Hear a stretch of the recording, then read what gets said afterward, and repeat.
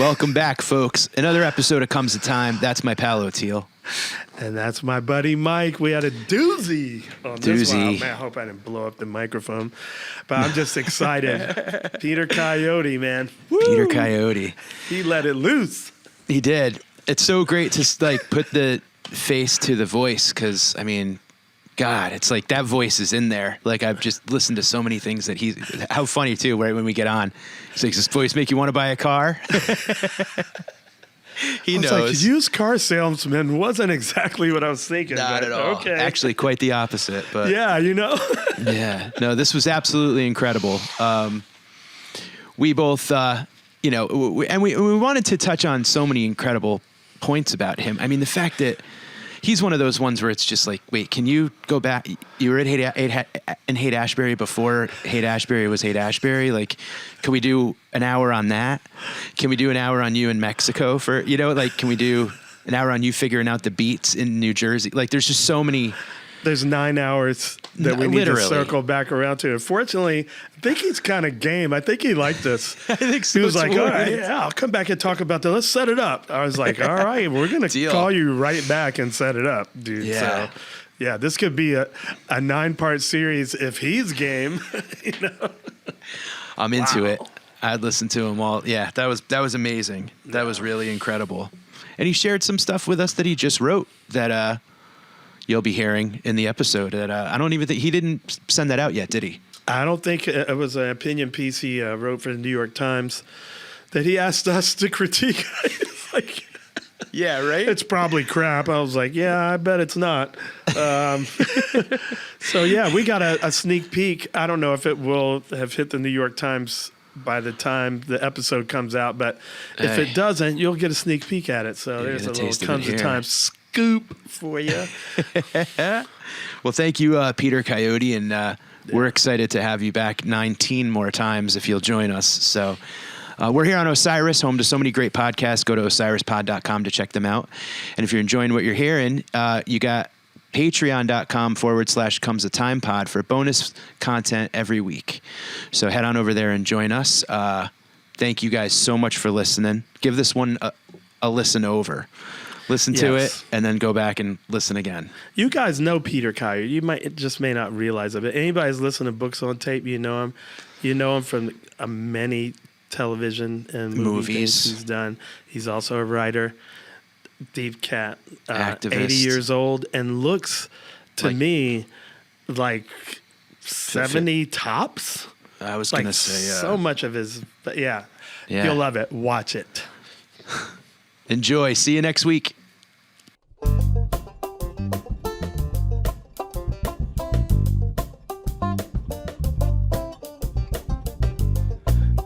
How are you?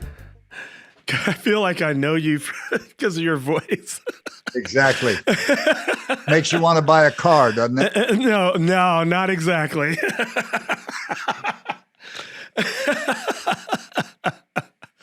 Hey, man, I'm Teal, by the way. How are you? The musician. Cool. Hi, Mike. It's a pleasure to meet you. What are we going to do today? I got about 40 minutes. We're going to talk. Good, okay. Yeah, this is free form, just conversation. Although I was told you have a new 1 or 2 new books out. I have 2 new books out. Okay, so let's definitely talk about those too. This is a first book of poems. It's got 50 years of work in it. Nice. You see, I don't work very hard. It's a thin book. But it came out of about 300 poems I had left in a drawer from when I came to San Francisco to study with Robert Duncan in 1964. And he was so brilliant, I just thought, I'm not smart enough for poetry. So I quit graduate school, but I kept writing.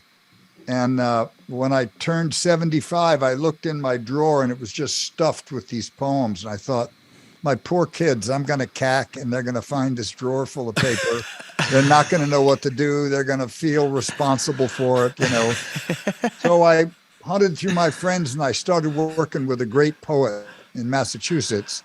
And over 2 years, we winnowed down about 300 poems down to these. So this book came out this year. And this one is called The Lone Ranger and Tonto Meet the Buddha. Love it.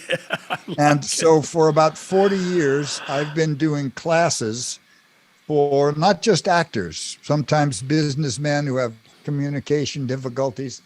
And I use a combination of improv and acting exercises to really soften people up, push them up against their edges of their self, which they never really find until they get a little uncomfortable. And then after we do that for half a day, I put a mask on them and I hold a mirror up in front of them, and their personality just goes away and they suck in the personality from the mask. And they get about 10 minutes of absolute freedom because all their shyness and self-consciousness and second guessing and all that horse shit left with their personality. And so by the time they've done that 3 times with 3 different masks, they're ready to listen to my Buddhist priest rap that the self is not a fixed organ in the body. It's just an awareness. And one of the things that this allows you to do is incredible problem solving. Like you give it to somebody who's having trouble with a script or a speech or something, and I have them read it as one of the characters they discovered in the mask. And it just blows them wide open and is completely comfortable and funny and on target. And then they can do it in their own voice. So this book is all that stuff, but because I was afraid it would be dry, in the intervening chapters, I have a story about the Lone Ranger and Tonto who are lost in the desert. They're out of work. Their script writer died. They're bloated. The horses are lame. They haven't shaved. And they see the Buddha, this little strange guy camping under a cottonwood tree. And they run over and he jumps up so quickly and he's so expert taking care of their horses that the Lone Ranger surmises he must be the servant of a very rich man. Let's hang out here. We'll try to hit his boss up for a loan, and maybe he want to invest in a film. Maybe he'll get us back to Hollywood. And Buddha, of course, sees right through this. And little by little, over the course of their travels together, he tricks them into building a treasure house out of stone for his master's treasure, which gets them back in physical shape and gets them working. And each one teaches them to meditate. And each one has an enlightenment experience and goes off on their own way. And it's a funny way of looking at the journey toward awareness in a way that's not too exotic or foreign. So those just came out, and I'm working on a 3rd book, which is almost ready. From March 20th to March 2021, I did Dharma talks every other week. Because of the pandemic, people were flipped out. They asked me to do these talks. So I did them and put them on Facebook. And then I got them transcribed. And of course, I had to go over them to make myself look smarter and take all the stupid stuff out. And so I put them together into 2 books. And one is just about basic Buddhism, but it's called vernacular Buddhism, like everyday language, not exotic Japanese stuff, just these are human values and qualities and states of mind, and I want Americans to get them clearly. And the second one is about engaged Buddhism, which is using a Buddhist perspective to look at politics and issues that come up in everyday life. So they're 2 slim books. And then that's it. And then I play guitar every day, about 40 minutes. I walk my dogs, I make jam, and I chase a woman around. That's about it. I'm 80. What else can I do? Wow. You're Sounds like a pretty incredible day. You're looking It's a tiring day, I'll tell you. Especially if they run fast, I'm chasing them with a walker. Anyway, that's about it. So, I retired from movies about, 6 or 7 years ago. And my kids were out of grad school, debt free. I thought, I don't need this shit. I don't need to leave home and be on the road. And so I can do voiceovers from here, and I can write from here. And my life is here in Sebastopol. And, I'm happy that way. The Sebastopol keeps coming up like over and over. It's where in old my hippies life. go to die. It's like Fairfax, you know? But this is like across it's like the the board. Palo It's Alto like, retirement community. yeah, like no matter which direction I go, whether it's like UFOs or it's spirituality or hippies or MK Ultra, like whatever, it just there's a lot of Sebastopol hits lately. Yeah. Well, That's also fun. the big fires out Yeah. here last year sent a lot of insurance money into Sebastopol, building houses. And now some Texas guy is here buying up properties. And little by little, the town is getting kind of yuppified. I'm running my one-man war against it. Yeah. Yeah. Well, you got Mickey Hart up there to help you do it too. Yeah, no, I know. Dave Schools. I've got all Mickey's. Mickey gave me a whole load of bonsai trees for some His work I did bonsais for are him. great. Yeah, he gave me about 10 of them. Yeah, Those he's are got not- some good ones. He's got a whole section of his incredible garden. Well, the best thing of he them. did was give me his gardener, Garth. I mean, Garth came with these trees, and Garth and I have been working together for the last 5 years. See, that's great when you have to plant sit and it comes with a gardener. That's the job to get. Exactly It's right. like, can you watch my dog? And here's the, The best the gig kennel. is the plant. yeah. When did you head west first? Did you grow up on the East Coast, correct? Yeah, I did. I left home I left home to come to California when I was 17, just to look at it. Just have been reading about the beats. And on the way back, I went to stay with a family friend in Mexico who was sort of the first really out gay man I'd ever met. He was a ballet dancer in Martha Graham's company and a real bebop hipster from Hawaii. I mean, he was Billie Holiday's roommate at the Hotel Teresa in New York. Wow. And he knew everybody. He was a genius, but not wrapped too tight. So when I was going to Mexico, my parents were really nervous. They said, well, what'll you do? Who'll you look after? I said, I'll go stay with David Campbell. They went, all right, okay. I don't know what they were thinking. Anyway, David ran us through Mexico. And one of the things he did was, no, I guess I was 16, was he turned us on to weed.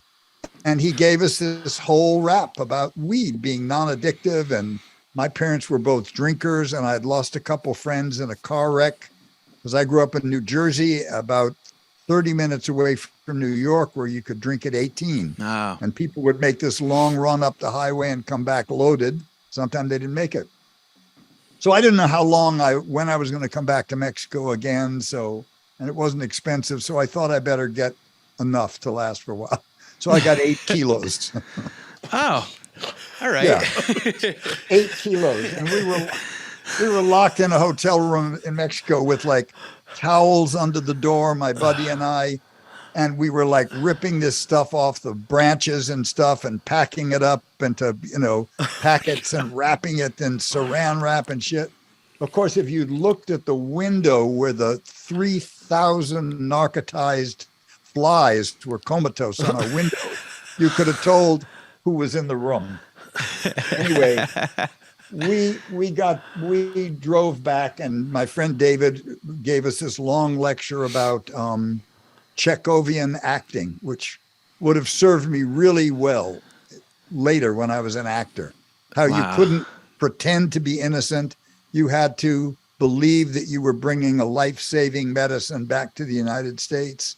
And just, I put on a tie, and we drove across the border directly into the police, who pulled us over there and found the 8 kilos and took us directly to jail. Oh my God. And if I had been 18, I'd still be there, but I was 17. And when all was reconciled, I was a judge delinquent and put on probation till I was 21, told to go home and keep my nose clean. Man. So that was my first trip to California. So when I graduated, I went to school in the Midwest in Iowa. And then when I graduated, I came to San Francisco for graduate school to work with a poet here that I like. And I moved right into the Haight-Ashbury, and there was nothing going on. It was just before the psychedelic shop opened, before Nasitica opened. It was just a sleepy blue-collar community, and little Petey Coyote was there, just waiting to get in trouble. You got there before them. Wow. Yeah.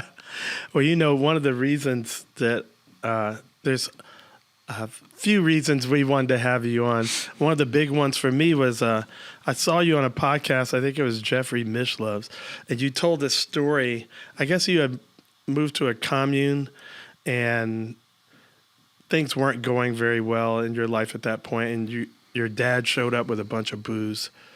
You told this story. Yeah. You were like, "Dad, give me some advice." Can you tell that? Because the thing that he told you, I was like, we got to have that guy on this podcast. Okay, so let me give you the background. Yeah. So I had done a lot of acting in college. So I started acting in San Francisco, and I was acting with this theater company called the Actors Workshop. And the best people had just been taken to New York to start Lincoln Center. And this was sort of the dregs of an old company just trying to hang on. And we did a show, and we had two theaters. We had the Marine Memorial on Sutter Street, a big 1,200 seat theater, and then a little theater called the Encore down on Mason Street between Sutter and Geary. And we were renting that out to a little theater. And I walked by it one day, and they had all of these pictures of these gorgeous women in like 17th century dresses with their boobs poked up and performing in the park, and everyone was having fun and stuff. And I was working in this really heavy duty theater, and we were doing a world premiere. And so I decided to take pictures like that other theater did. And I made 80 photographs, and I printed them and put them on fiberboard in the lobby of the rehearsals and this huge revolving stage being made and everything. And so the opening came, and it was a big success. And nobody in the company said a word, not thank you, nobody even mentioned months of hard work on my own nickel to do this thing. So I went down and I auditioned at the San Francisco Mime Troupe. And I was there the next day. And I really blossomed there. They let me direct, they let me write. Pretty soon I was directing cross-country shows. And then Emmett Grogan came, and he and Billy Murcott kind of introduced us to the Diggers. And one of the ways that they pushed us was they said, look, this show is great. What we did was we took 17th century Italian commedia dell'arte shows like Punch and Judy for grown-ups, and we rewrote them for contemporary political issues. And we were like the darling of the left, and they loved us. We performed in the parks where the people were, and we passed the hat, and that's how we lived. And we're like guerrilla theater group, Anyway, Emmett and Billy said, you could do more. You guys are safe up there on the stage. You've got everything under control. But why don't we take these theatrical instincts and abilities and create plays out in the street where people won't know it's a play, and really question property and private property and take the whole thing on. And that was intriguing. So the first thing we did was San Francisco was plagued with runaways, and the city wasn't doing anything about them. And the hip Haight-Ashbury merchants who were trying to sell their hash pipes and their saris were calling the police to drag them out of their doorways so the dentists coming by in Greyhound buses to take our picture could go in and shop. So we started feeding people. We started going to the farmer's market and getting free food, making big pots of stew, and we were feeding 600 people a day. Wow. And all you had to do to get it was step through a big 6 foot by 6 foot yellow frame called the free frame of reference. Bring a bowl and a spoon and step through the free frame of reference. That's and on awesome. the other side, you got this food. And when people would try to pay, we'd say, no, it's free. Don't you want to live in a world with free food? So then we began doing other things. Like there used to be an on-ramp to the freeway on the bottom of Oak Street. So we set up at rush hour traffic, we set up a table with 4 chairs, linen, crystal, breakfast, coffee, set for 4 places. And Ron Thalen and I would sit there reading the newspaper 10 inches away from bumper to bumper rush hour traffic. And when people would look at us like, what the fuck are you doing? We'd say, you want to have breakfast? And anybody could have gotten out of their car and changed their life. Or we'd go downtown to Montgomery Street when the stock market was getting out. And we had a semi truck, and we had bare-breasted women dancing and black guys playing congas, and we're offering wine and weed to the stockbrokers, saying, "Come on, get on the truck." So finally, we opened up a free store, and we had a really beautiful storefront at Cole and Carl, and all the stuff was donated. We fixed it up, everything worked: televisions, tools, clothing, furniture, whatever, and it was a free store. And so the hidden question was, why do you want to become an employee to make the money to become a consumer?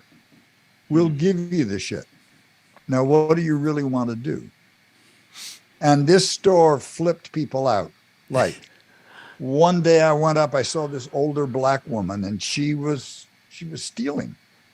So I went up to her, I said, "You know, you can't steal here." She said, "I'm not stealing." She got really indignant. I said, "I know you're not stealing because it's a free store. You can just take whatever you want. You don't have to hide it in your shopping bag." She said, "Really?" I said, "Yeah, it's free. You know, it's free." She says, "It's free?" I said, "Yeah." She said, "And get out of my face." I said, "Oh, okay." So the next day, she came back with a flat of day-old donuts and left it in the store. She got a free exchange immediately. Well, we also had a whole bunch of draft cards and blanks and the codes to make them legal. Like if it was from Georgia, we knew how to put the numbers in that would make it real. And with a little delicate questions, a bunch of kids going to Vietnam could stop in, and Billy from Oklahoma could leave his uniform on the free clothes rack and leave as Bobby from Tuscaloosa. So that was our draft resistance. Anyway, we did that for about 3 years, and you know, my ideal in life was not running a soup kitchen. So eventually we were all living communally because it was the only way we could live. You could have one or two women, mothers on social assistance, and that would pay the rent and electricity, and we would just hustle for everything else. So we began moving out to the country and living on communes. And we had chains of communes running from the Trinity-Siskiyou Wilderness all through Forest Knolls, through Forks of Salmon, through Salmon Creek. And one of the problems was that, you know, we brought all our bad habits and stuff with us from the 50s and 60s, from traumatic homes and unresolved issues and problems. But we were also trying a whole bunch of new stuff. And so looking backwards, I can tell you that while we lost all the political wars, we didn't end racism, we didn't end unregulated capitalism, we didn't end imperialism, any of that shit. We won all the cultural wars. The women's movement, the environmental movement, organic food movement, alternative spiritual practices like yoga, vipassana, Buddhism, alternative medical practice, naturopathy, homeopathy, acupuncture, all that stuff people are doing in their lives, changing the culture on many levels. But the weekend you wanted me to talk about took place out in Olima. And there was about 20 of us living in a 19th century redwood farmhouse. It had one big living room. It had one bathroom. It had 1, 2, 3, 4, 5 little other rooms for bedrooms, and a kitchen and a 5-gallon kerosene hot water heater. Wow. And there were like 20 something people there, and people made homes out in the barns and the outbuildings, and they put up cardboard walls and stole lumber. And it was pretty hard scrabble, dirt poor place. And one weekend in the blizzard of 1970, rained like Noah's Ark kind of rain. And we were at the end of a 1.5 mile long dirt road. Suddenly this brand new rented Chevy pulls up in the middle of this rainstorm. And my dad and mom get out unannounced, no word that they were coming. My dad's got a case of scotch on his shoulder and a bar with 1,000 Secanols, barbiturates in it, in his hand.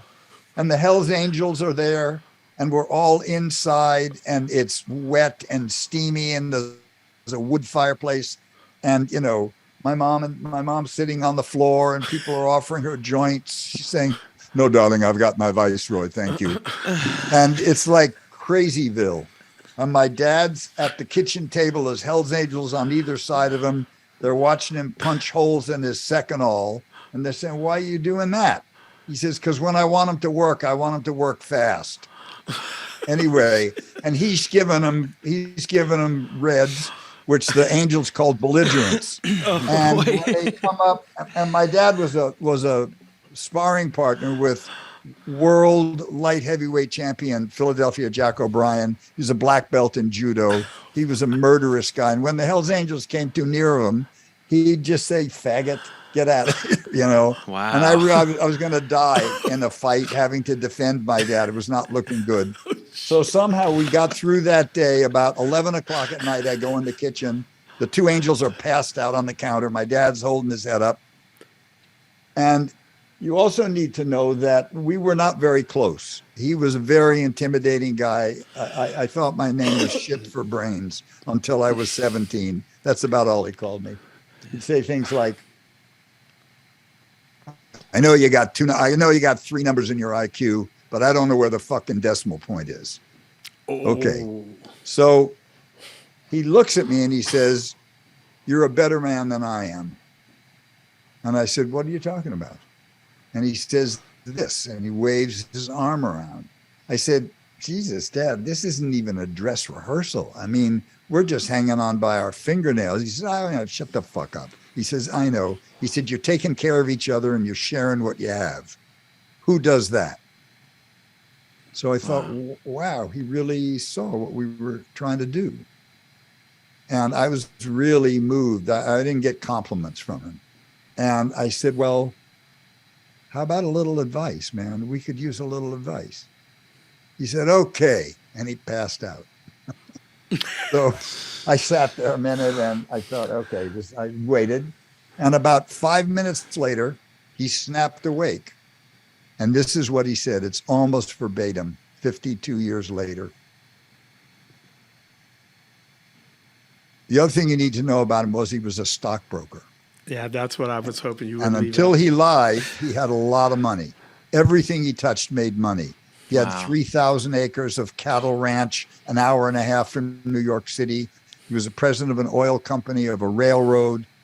And, when I was growing up, he'd never tell me what anything cost. He said, "Fuck it, you don't need to know. You're going to teach at Harvard. I'll give you enough money so you can get your fly rods made and your suits made."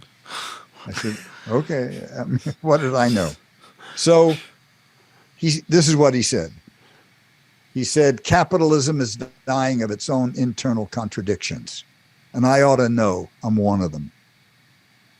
He said, "And the sons of bitches running it don't give a shit about you or your children or their own children or grandchildren. They paid their dues and they want to get what's theirs out of it. You think it's going to take 5 years. It's going to take 50. And there are huge historical forces at work. Don't let them crush you. Keep your head down. Take care of your women and your children. Figure out a way to survive. And aim for the long haul." Wow. That's it. And, in those 50 years, I've never seen anything he said come up wrong. Yeah, man, when I first heard that, Wow. It was like the whole a triple Robin Hood, arrow through the forehead, then arrow through that arrow, and then another third one. Yeah. Because this is where I feel like I'm living right now, except for me, it is 5 years. Right? Yeah. He called it back then. Yeah. Because he could see the historical forces at work. And he was very brilliant. He went to MIT when he was 15. Wow. I mean, he didn't understand me because I'm left-handed. I have a right dominant brain. Same I'm just here. I couldn't do math, all this shit. But he was brilliant. He was he played chess every week with Edward Lasker, world grandmaster. And then they both took up this Japanese game called Go. And I the hear 12 Japanese guys came over and gave him a fan and a scroll as a beginning amateur at professional level. So, Yeah. there's no much smarter and intellectually, logically smarter than I was. And Left brain speaking. yeah, exactly But right. honest too. Because a Very lot of those honest. guys are not honest. They're honest with each other, but they're not honest with the rest of us about what the game really is. Yeah. The fact Yeah. that he So- said that they Or don't their care about kids. their own children or grandchildren, because that's what kept hanging me up. I was like, these people don't care about their own grandchildren and we're messing up the environment. Right. Like, what are we dealing with? Is it an So- addiction or is it evil or Can what I is read? it? Can I read you something? Please, Yeah, please. All right. This is a draft of a letter that I'm writing as a comment to the New York Times, because on exactly this point. Okay. So just a minute. Let me just get this thing up here. Take your time. Yeah, I'll read it to you. I forget. We're not doing open recent opinion, New York Times. Okay. So this is the kind of stuff that no one fucking talks about. So I'm going to print it out and then I'm going to read it to Absolutely. you because Go for it. it's on point. Because I'm on the 5-year plan. Like, Well, you're probably right. I'm trying to get my family out of the country. Well, you may not Period. be wrong, but it's hard to know where to go. Well, I got a few ideas about that, but it's always comes down to the timing. And so, people ask, well, how long do you think you got? And I'm like, well, if you got to ask, it's time to Clock go. has started. Yeah. Yeah. Yes. So here we go. Just a minute. So this is the way that I see it, and this is a draft.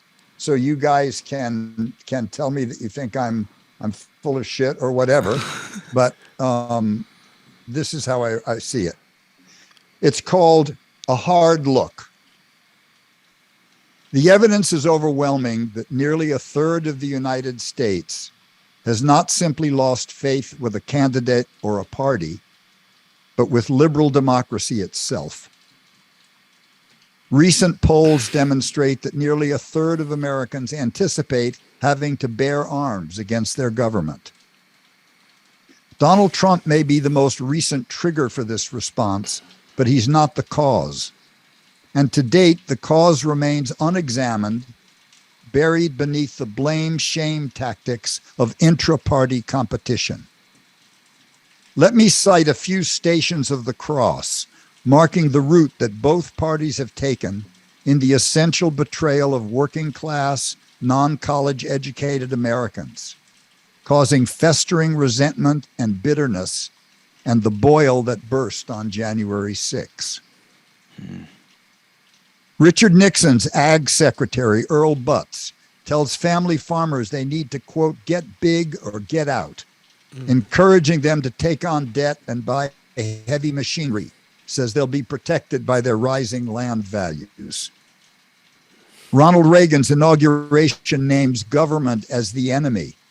He fires 11,000 striking aircraft traffic control officers.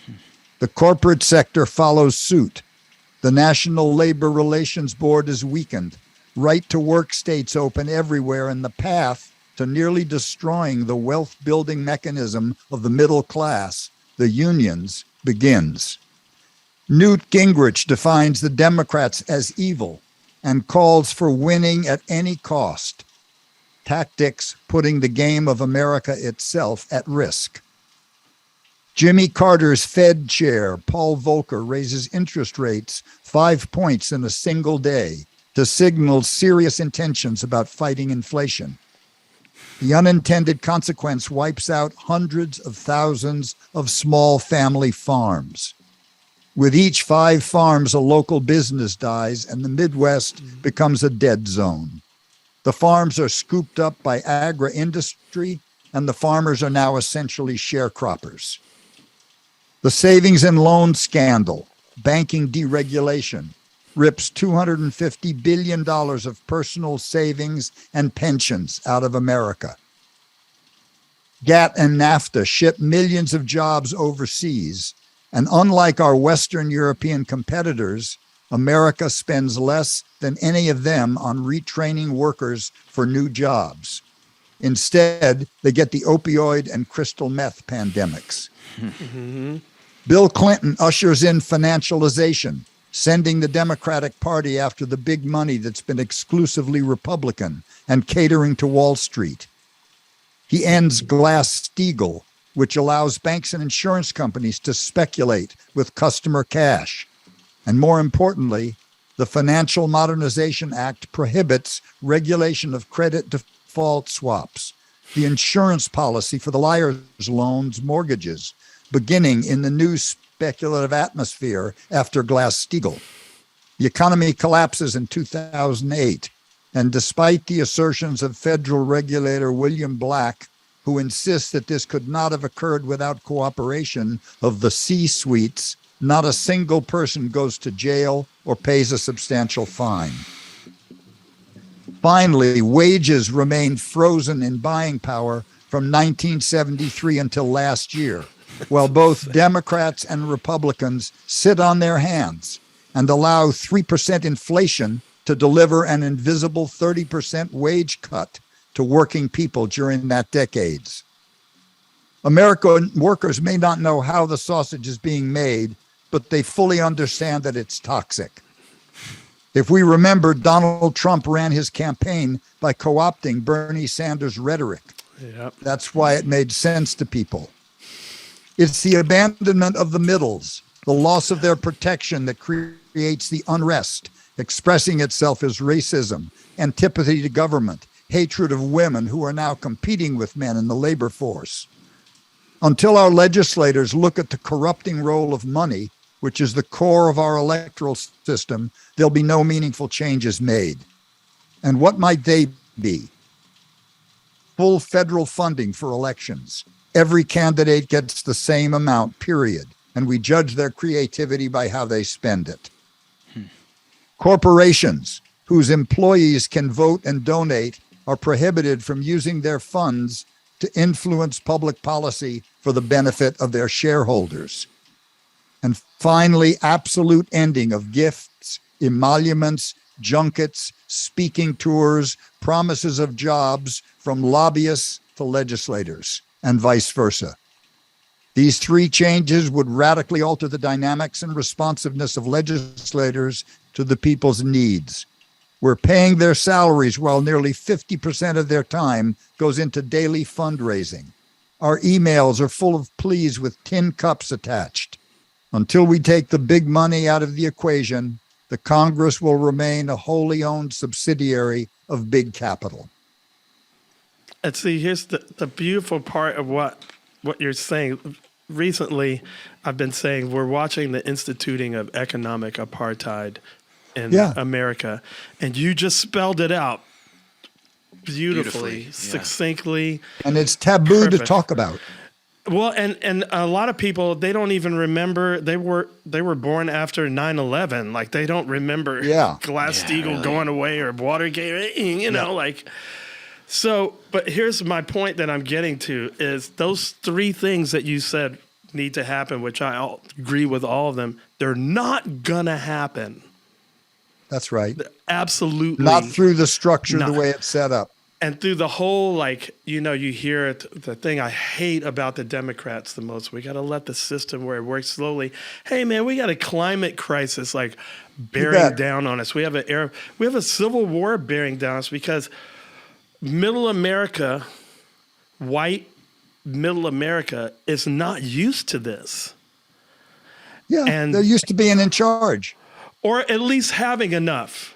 Yeah. Right? So now... Yes. When this happens, and it's happening, tent cities everywhere. Like, I'm scared to go out when I'm on the road and just walk around. I'm like, I don't feel safe. Everywhere feels like a powder keg, right? You bet. And I'm staying at the Four Seasons and the Mandarin and the nicest neighborhoods. There's like street people living under shit like a block from the Four Seasons. You got everywhere, right? Everywhere. Yeah, it's insane. And I'm like, we adopted our daughter from India, and I'm like, this has turned into India. It's just sporting goods tents instead of Yeah. like rag. And do you know where it But began? with the guns that we have here is why it's not going to go peacefully. It's not going to go well. That's why I got to get out of here with my kids, because I'm like, this thing is going to blow, man. Like, I think so. I remember when Ronald Reagan signed the law ending the subsidy for low-income housing, which meant if you were two couples living in a place and one of them died, there was no subsidy and you were homeless. Yeah. I remember when he ended I shouldn't call them insane asylums, but that's what we called them back then. All of a sudden I came home, from Washington, D.C. And I come home and like people, in the subway vents, homeless people would lay there. And in the wintertime, all that heat would come up and then some would freeze to death once the moisture got all through their clothes. So it just went crazy. All of a sudden there were so many homeless people and they were obviously mentally ill. And he just like closed them up and they just turned them out on the streets. I was like, Mom, what's going on? She was like, Reagan, that asshole. Well, it was not quite. That was part. I was in California government at that time in '75, and it was supposed to be a two-part plan. They were going to close the big holding tanks of mental asylums, and they were going to build little neighborhood centers where there would be. Left out. Well, the people said, "Not in my backyard." Sure. The voters nixed it. Yeah. They might have had 10 homeless people or, distressed people in their neighborhood, but there would have been money to have monitors and people looking after them. But they just said, nope, we don't want them in our neighborhood. Well, they ended up getting out everywhere anyway. If you just turn them on the street, it's like, oh, that's right. You walk around New York City right now and it feels like a ticking time bomb. I mean, it's just like everyone is so angry and so. And now the Supreme Court has said anybody can have a gun anywhere. The Texas, no training, they call it constitutional carry. You don't have to have any training. You don't have to show. I'm in the NRA because I grew up in a time where I was on a rifle club and I was a camp counselor. And, I got. It's like Boy Scouts and NRA were not that big deal. I shoot every week. I'm training for competition. Wow. Yeah. Right? Nice. And I go there so I can talk to these guys. The guys I'm with are not crazy. Yeah. They don't like the NRA either. But the NRA gives us money for this gun club. But if they support Trump, I got to resign. Yeah. That's what I announced yesterday. Anyway, to me, it all boils down to money. The news media has the same business model as Facebook. Yes. They sell your attention to advertisers. Yeah. And consequently, they frame every story to be either sentimental, irritating, or frightening. Right. And that's the way they keep their viewership, which allows them to set higher ad rates, which allows them to get bigger bonuses. And everybody is corrupted by it. And it is taboo to talk about. All you'll ever hear is, we need to get the money out of politics. But no one ever comes up with a plan. Well, it's how do you do it though? It's so big now. Like, so I have one idea. Like Citizens United, like it's that killed us. Yeah, man. That changed us from a democracy to a corporatocracy. Exactly. We're not really a republic anymore. Yeah. So here's what I think. There's smarter people than me that'll figure this out. But I think that if people really got together and started like a national strike, began just using as little of everything as they could, buying a gallon of gas, buying 2 or 3 days groceries, no new clothes, just trading clothes with one another, stop the flow of money to the corporate sector and said, we're not going to do it. That would be a nonviolent possibility. But they'll kill you getting there because I always say, like, we could change Walmart and Amazon in a week if people realize their own power. This is a problem with like education. That's why they messed up education on purpose. So you don't realize your own power. If people quit shopping at Walmart for 1 week or stopped Amazon for 1 week, they would bow. Yeah. In 7 days because if they the amount understood, of money, if they understood that it was a way to maybe get at the core of the whole thing. The politicians are not going to take their noses out of the trough. No. So it's not going to be voted in. Not exactly. It's going to have to be, you're going to have to get the women, the pro-choice, the race people, the Latinos and Mexicanos. You got to get all these people together and they say, this is what we got in common. We're under the yoke of money. Yes. And let's just stop sending them our money. But, you know, everybody's got one of these $700 phones. Yeah. Everybody's, you know, wants a bad ride. And everybody wants slick. This is a good microphone. You know, it's not cheap. So. And then Amazon says, hey, it's Amazon Day. Yeah.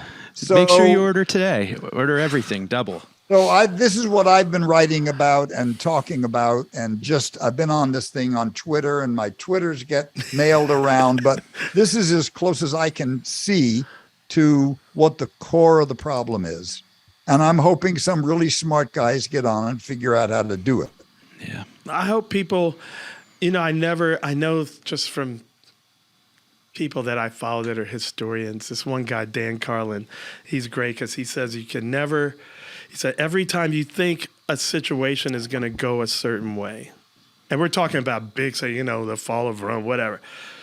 He said, there's always a wild card that comes out of the deck that changes everything. You bet. And so, you know, I'm a spiritual person. I believe in the force, God, whatever you want to call it.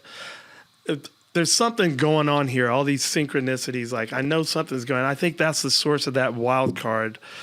And I'm hoping and depending on that, I'm still going to get out of here because my kids are too young for this many Look guns. at Australia and New Zealand. Yeah, well, I know. That's the other thing I wanted to talk to you about is like when I try to talk to people about this here, I mean, we all have family members or friends who have family members that are like Fox News watchers and stuff. Yeah. And so I try to talk to them about these things. And I always come back to, they're like, well, yeah, we can't do it. So usually an economic reason or a political reason. And I go, but what about all these other countries? Like, why only us? Yeah. Why only us with the guns? Why only us with the healthcare crime? We're the only ones with totally unregulated capitalism. Yes. Well, the Europeans have yeah. That's a whole freedom where it's like freedom. I'm like, maybe more discipline than freedom. Maybe not so much freedom. Yeah. I know I sound crazy saying that as I play bass with guys from the Grateful Dead, but maybe not so much freedom. Maybe, like you said, just a little regulation on this shit. So this is where you come into my Buddhist practice, but this is another conversation. I'll come back, but I've got my next people. No, we love to have you back, but thank you. Yeah. Yeah, no, this is fun. And so if you want, let's set it up again. We'll do it. We'll talk about the relationship between discipline. Here's the way to think about it. Everybody knows you can't play basketball without rules. You can't play football without rules. And when Tom Brady let air out of a football, everybody went batshit because they knew it would mean the end of the game. Well, people are ending the game of America by not following the rules and the norms. Yeah. And once you say we're going to win at any cost, you mean you're overrunning the rules and the norms, and then you're ending the game. If you want America to be an infinite game, you're going to lose sometimes. Yeah. But you keep the rules and norms. That's the discipline. But I got to go, boys. No, and I'm happy to come back.